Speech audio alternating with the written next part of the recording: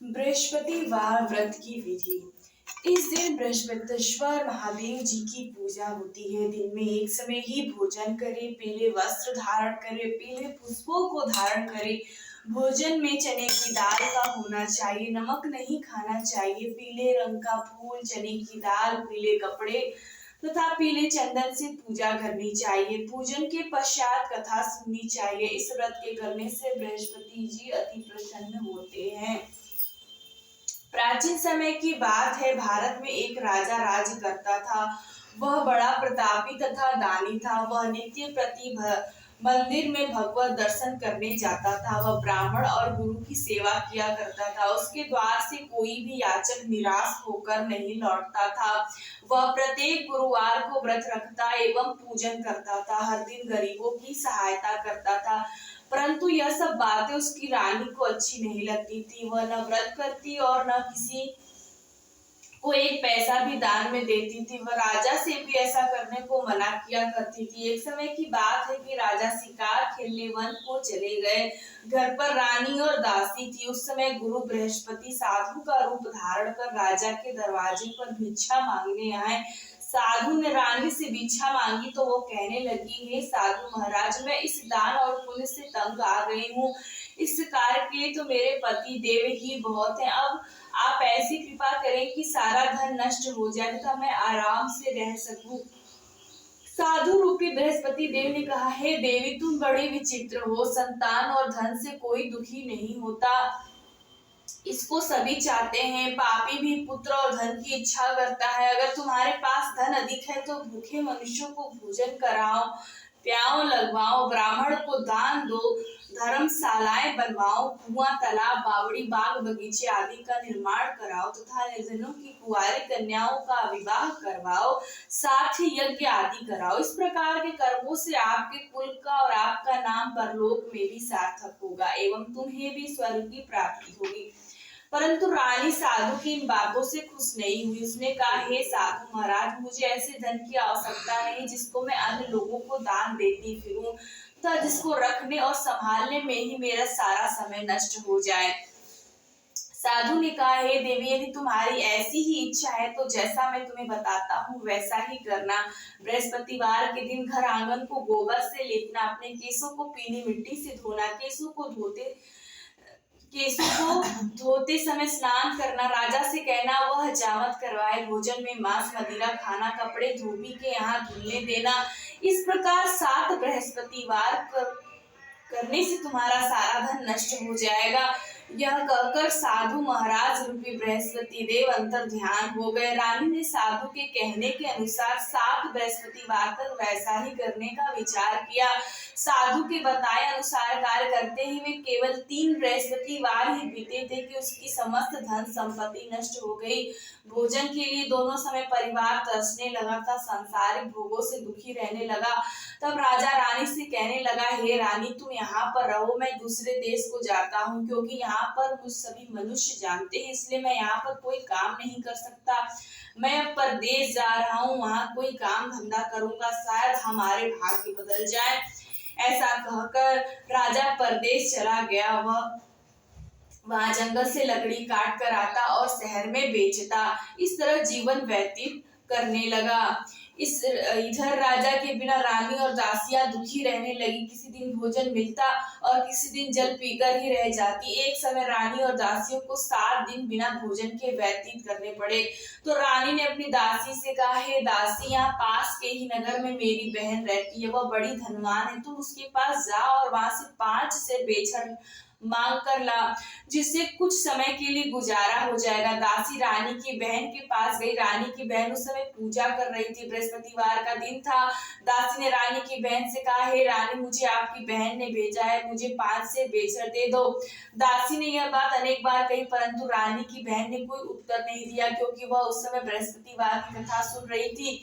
जब दासी को रानी की बहन से कोई उत्तर नहीं मिला तो वो बहुत दुखी हुई, उसे क्रोध भी आया। वह लौटकर रानी से बोली, हे रानी, मैं आपकी बहन तो बहुत ही घमंडी है, वह छोटे लोगों से बात भी नहीं करती। मैंने उससे कहा तो उसने कोई उत्तर नहीं दिया, मैं वापस चली आई।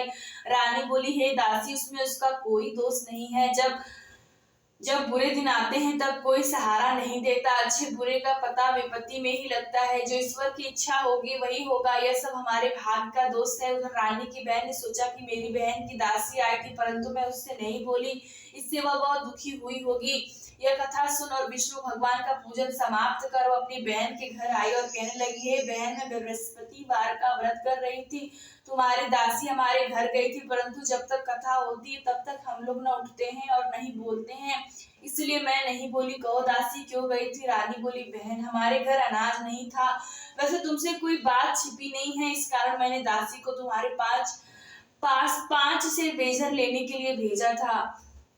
रानी की बहन बोली, बहन देखो, बृहस्पति भगवान सबकी मनोकामना पूर्ण करते हैं, देखो शायद तुम्हारे घर में ही अनाज रखा हो। यह सुनकर दासी घर के अंदर गई तो वहां से उसे एक घड़ा बेजर का भरा मिल गया। उसे बड़ी हैरानी हुई क्योंकि उसने एक एक बर्तन देख लिया था। उसने बाहर आकर रानी को बताया। दासी अपनी रानी से कहने लगी, हे रानी देखो, वैसे हमको जब अन्न नहीं मिलता तो हम रोज ही व्रत करते हैं, अगर इनसे इस व्रत की विधि और कथा पूछ ली जाए तो उससे हम भी कर लिया करेंगे। दासी के कहने पर रानी अपनी बहन से बृहस्पतिवार व्रत के बारे में पूछा। उसकी बहन ने बताया, हे रानी बहन, बृहस्पतिवार को सूर्योदय से पूर्व उठकर स्नान करके बृहस्पतिवार का व्रत करना चाहिए, लेकिन उस दिन सिर नहीं धोना चाहिए। बृहस्पतिवार के व्रत में चने की दाल और मुनक्कों से विष्णु भगवान के केले के वृक्ष की जड़ से पूजन करें तथा दीपक जलाएं। उस दिन एक ही समय भोजन करें, भोजन पीले, खाद्य पदार्थों का कर्म तथा कथा सुने। इस प्रकार करने से गुरु भगवान प्रसन्न होते हैं, अन्न पुत्र धन देते हैं। इस तरह व्रत और पूजन की विधि बताकर रानी की बहन अपने घर लौट गई। रानी और दासी दोनों ने निश्चय किया कि वे बृहस्पति देव भगवान का पूजन जरूर करेंगी। 7 दिन बाद जब बृहस्पतिवार आया तो उन्होंने व्रत रखा। गुड़साल में जाकर चना गुड़ मिलाई, उसकी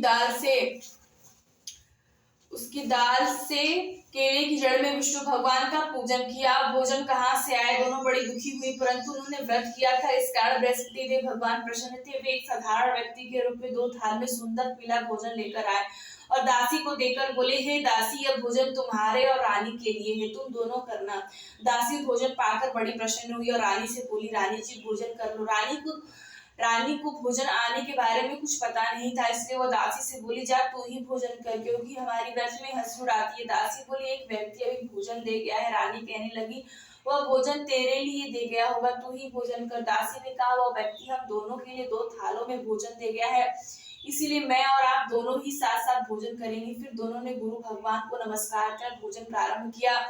उसके बाद से वे प्रत्येक बृहस्पतिवार को गुरु भगवान का व्रत और पूजन करने लगी। बृहस्पति भगवान की कृपा से उसके पास धन हो गया, परंतु रानी फिर पहले की तरह आलस्य करने लगी। जब दासी बोली, देखो रानी, तुम पहले भी इस प्रकार आलस्य करती थी, तुम्हें धन के रखने से कष्ट होता था, इस कारण सभी धन नष्ट हो गया। अब गुरु भगवान की कृपा से धन मिला है तो फिर तुम्हें आलस्य होता है। बड़ी मुसीबतों के बाद हमने यह धन पाया है, इसलिए हमें दान पुण्य करना चाहिए। तुम भूखे मनुष्यों को भोजन कराओ, प्याओ लगवाओ, ब्राह्मण को दान दो, कुआं तालाब बावड़ी आदि का निर्माण कराओ, मंदिर पाठशाला बनाकर दान दो, कुंवारी कन्याओं का विवाह करवाओ, धन को शुभ कार्यों में खर्च करो, जिससे तुम्हारे कुल का यश बढ़े तथा स्वर्ग प्राप्त हो और पितृ प्रसन्न हो। दासी की बात मानकर रानी ने इसी प्रकार के कर्म करने प्रारंभ किए, जिससे उनका काफी यश फैलने लगा। एक दिन रानी और दासी आपस में विचार करने लगी कि न जाने राजा किस दशा में होंगे, उनकी कोई खोज खबर नहीं है। गुरु भगवान से उन्होंने प्रार्थना की कि भगवान ने रात्रि में राजा को सपने में कहा, हे राजा उठ, तेरी रानी तुझको याद करती है, अब अपने देश को लौट जा। राजा प्रातःकाल उठकर जंगल से लकड़ियां काट कर लाने के लिए जंगल की ओर चल पड़ा। जंगल से गुजरते हुए वह सोचने लगा, रानी की गलती से कितने दुख भोगने पड़े, राजपाट छोड़कर उसे जंगल में आकर रहना पड़ा, जंगल से लकड़ियां काटकर उन्हें बेचकर गुजारा करना पड़ा। उस समय उस जंगल में बृहस्पति देव एक साधु का रूप धारण कर आए और राजा के पास आकर बोले, हे लकड़हारे, तुम इस सुनसान जंगल में किस चिंता में बैठे हो, मुझे बतलाओ। यह सुन राजा के नेत्रों में जल भर आया और वो साधु की वंदना कर बोले, हे प्रभु, आप सब कुछ जानने वाले हो। इतना कहकर राजा ने साधु को अपनी संपूर्ण कहानी सुना दी। महात्मा तो स्वभाव से ही दयालु होते हैं। वे राजा से बोले, हे राजा, तुम्हारी पत्नी ने बृहस्पति देव के प्रति अपराध किया था, जिसके कारण तुम्हारी ये दशा हुई। अब तुम किसी प्रकार की चिंता मत करो, भगवान तुम्हें पहले से अधिक धन देंगे। देखो, तुम्हारी पत्नी ने बृहस्पतिवार का व्रत करना प्रारंभ कर दिया है। अब तुम भी बृहस्पतिवार का व्रत करके चने की दाल और गुड़ और जल के लोटे में डालकर केले के पत्ते से भगवान विष्णु का पूजन करो, फिर कथा कहो या सुनो, भगवान तुम्हारी सब कामनाओं को पूर्ण करेंगे। साधु को प्रसन्न देखकर राजा बोले, हे प्रभु, मुझे लकड़ी बेचकर इतना पैसा भी नहीं बचता जिससे भोजन करने के उपरांत कुछ बचा सकूं। मैंने रात्रि में अपनी रानी को व्याकुल देखा और मेरे पास कोई साधन नहीं जिससे समाचार जान सकूं। फिर मैं बृहस्पतिवार की कौन सी कहानी कहूँ या सुनूं, मुझको तो कुछ भी मालूम नहीं है। साधु ने कहा, हे राजा, तुम किसी बात की चिंता मत करो। बृहस्पतिवार के दिन तुम रोजाना की तरह लकड़ियां लेकर शहर में जाओ। तुम्हें रोज से 2 गुना धन प्राप्त होगा, जिससे तुम भली भांति भोजन कर लोगे तथा बृहस्पति देव की पूजा का सामान भी आ जाएगा। बृहस्पति देव की कथा इस प्रकार है। बृहस्पति देव की कथा प्राचीन काल में एक बहुत ही निर्धन ब्राह्मण था। उसे कोई संतान नहीं था। वह नित्य पूजा पाठ करता था, परंतु उसकी स्त्री बहुत मलिनता के साथ रहती थी। वह न स्नान करती और न किसी देवता का पूजन करती। प्रातः काल उठते ही सर्वप्रथम भोजन करती, बाद में कोई अन्य कार्य करती। ब्राह्मण देवता बहुत दुखी रहते थे। पत्नी को बहुत समझाते थे, किंतु उसका कोई परिणाम न निकलता। भगवान की अनुकंपा से एक समय उस ब्राह्मण की पत्नी गर्भवती हुई। 10वें महीने में एक सुंदर कन्या को जन्म दिया। निर्दल ब्राह्मण कन्या के जन्म से बहुत दुखी हुआ। धीरे धीरे ब्राह्मण की कन्या बड़ी होने लगी। बचपन से ही उस कन्या को रुचि भगवान विष्णु की पूजा में थी। वह प्रातः उठते ही स्नान आदि करके भगवान विष्णु की पूजा करने मंदिर में जाती थी। बृहस्पतिवार को व्रत करके विधिवत पूजा पाठ करती। पूजा पाठ के बाद वह पढ़ने के लिए पाठशाला में जाती थी। घर से चलते हुए वह मुट्ठी भर जौ साथ लेकर जाती थी और पाठशाला के रास्ते में थोड़े थोड़े जौ गिराते जाती थी। जब वो पाठशाला से घर लौटती तो वो जौ के दाने सोने में बदलते हुए मिलते थे। लड़की सभी सोने के दाने बीन लाती थी। एक दिन जब वह सोने के दानों को साफ कर रही थी तो उसकी माँ ने कहा, बेटी, सोने के दाने साफ करने के लिए सोने का सूप भी होना चाहिए। अगले दिन बृहस्पतिवार था। उसने भगवान बृहस्पति देव की पूजा करते हुए प्रार्थना की, हे भगवान, यदि मैंने आपका व्रत विधिवत किया हो तो मुझे सोने का सूप दे दो। भगवान बृहस्पति देव ने उसकी मनोकामना पूरी करने का वचन दिया। पाठशाला से लौटते समय उसे रास्ते में सोने का सूप पड़ा हुआ मिला था। घर लौटकर सोने का सूप अपनी माँ को दिखाकर वह सोने के दाने साफ करने लगी। उसी समय नगर का राजकुमार उसके घर के पास से गुजरा। उस सुंदर लड़की को सोने के सूप में जौ साफ करते हुए देख राजकुमार उस पर मोहित हो गया। महल में लौटकर राजकुमार ने राजा से उस लड़की से विवाह करने की इच्छा प्रकट की तो राजा ने ब्राह्मण को महल में बुलाकर राजकुमार से उस लड़की की विवाह की बात कही। ब्राह्मण तैयार हो गया। धूमधाम से उस लड़की का विवाह राजकुमार से हो गया। दुल्हन बनकर ब्राह्मण की लड़की महल में चली गई। लड़की के चले जाने से ब्राह्मण फिर निर्धन हो गया। उसे कई कई दिन भोजन भी नहीं मिलता था। बहुत दुखी होकर ब्राह्मण एक दिन अपनी लड़की के पास गया। अपने पिता से निर्धनता का समाचार सुनकर उसे बहुत सा धन देकर पिता को विदा किया। उस धन से ब्राह्मण के कुछ दिन तो आराम से गुजर गए, लेकिन जल्द ही फिर भूखे मरने की हालात हो गई। ब्राह्मण अपनी लड़की से धन लेने के लिए फिर महल पहुंचा। लड़की ने पिता की बुरी हालत देखकर कहा, पिताजी, आखिर आप कब तक मुझसे धन लेकर जीवन यापन करेंगे? आप कोई ऐसा उपाय क्यों नहीं करते जिससे आपका घर धन संपत्ति से भर जाए? ब्राह्मण ने कहा, मैंने तेरी माँ को बहुत समझा लिया, पर उसकी समझ में कुछ नहीं आता। उसका पूर्णपन नष्ट हो तो घर की निर्धनता भी दूर हो जाए। तब कुछ सोचकर लड़की ने पिता से कहा, पिताजी, आप कुछ दिनों के लिए माँ को मेरे पास छोड़ जाओ। तब कुछ सोचकर ब्राह्मण पत्नी को लड़की के पास महल में छोड़ा। लड़की ने अपनी माँ से कहा, माँ, तुम कल प्रातः उठकर स्नान आदि करके भगवान बृहस्पति देव विष्णु जी की पूजा अवश्य करना। पूजा करने से तुम्हारी निर्धनता अवश्य दूर हो जाएगी। लेकिन उसकी माँ ने उसकी कोई बात नहीं मानी। तब क्रोधित होकर लड़की ने अपनी माँ को एक कक्ष में बंद कर दिया। सूर्योदय के समय माँ को उठाकर जबरदस्ती उसे स्नान कराया और फिर मंदिर में ले जाकर भगवान बृहस्पति देव की पूजा कराई। कुछ दिनों तक ऐसा करने से माँ की बुद्धि में परिवर्तन हुआ। वह स्वयं बृहस्पतिवार का व्रत रखने लगी। उसके व्रत रखने से ब्राह्मण के घर में भगवान विष्णु की अनुकंपा से धन वर्षा होने लगी। दोनों पति पत्नी धन संपत्ति पाकर आनंद पूर्वक जीवन यापन करते हुए विष्णु धाम को चले गए। लकड़हारा बने राजा ने उन साधु से भगवान बृहस्पति देव की यह कथा सुनकर बृहस्पतिवार का व्रत करके भगवान विष्णु की पूजा की। उस दिन से उसके सभी क्लेश दूर हो गए। लेकिन अगले बृहस्पतिवार को कामकाज से अधिक व्यस्त रहने के कारण उसने भगवान बृहस्पति देव का व्रत नहीं किया। भगवान बृहस्पति देव लकड़हारे से क्रोधित हो गया और उसे भूल की सजा दी। उस दिन नगर के राजा ने नगर में घोषणा करके सबको सूचित किया, प्रत्येक नागरिक मेरे महल में भोजन करने आए। जो नहीं आएगा उसे अपराधी मानकर भारी दंड दिया जाएगा। लकड़हारा बने राजा ने उस नगर के राजा की घोषणा तो सुनी, लेकिन जंगल से लकड़ी काट कर लाने और उन्हें बेचने में देर हो जाने के कारण वह समय पर महल में भोजन करने नहीं जा सका। अतः राजा के सैनिक लकड़हारे को पकड़कर महल में ले गए और राजा ने उसे महल के एक कक्ष में बैठाकर भोजन कराया। उस कक्ष में एक खूंटी पर रानी की सोने का हार लटका हुआ था। लकड़हारा अकेला उस कक्ष में भोजन कर रहा था, तभी उसने एक आश्चर्यजनक घटना घटती देखी। देखते ही देखते वह खूंटी हार को निगल गई। थोड़ी देर के बाद राजा ने हार को गायब देखा तो लकड़हारे को कारावास में डलवा दिया। लकड़हारा मन ही मन अपने भाग्य को कोसने लगा। तभी उसे जंगल में मिले साधु का स्मरण हो आया। थोड़ी देर में भगवान बृहस्पति देव सन्यासी के रूप में उसके सामने प्रकट हुए और कहा, हे लकड़हारे, तूने भगवान बृहस्पति देव की पूजा नहीं की, इसी कारण तुम्हें कष्ट हुआ है। लेकिन अब चिंता मत करो, बृहस्पतिवार के दिन कारागार के दरवाजे पर तुम्हें कुछ पैसे पड़े हुए मिलेंगे। उन पैसों से भगवान बृहस्पति देव का व्रत करके उनकी पूजा करोगे, तुम्हारे सब दुख नष्ट हो जाएंगे। बृहस्पतिवार के दिन दरवाजे पर पड़े मिले पैसे से चने और गुड़ मंगाकर लकड़हारे ने बृहस्पतिवार की कथा कही तो भगवान बृहस्पति देव ने प्रसन्न होकर उसे नगर के राजा को स्वप्न में लकड़हारे को कारागार से मुक्त करने को कहा।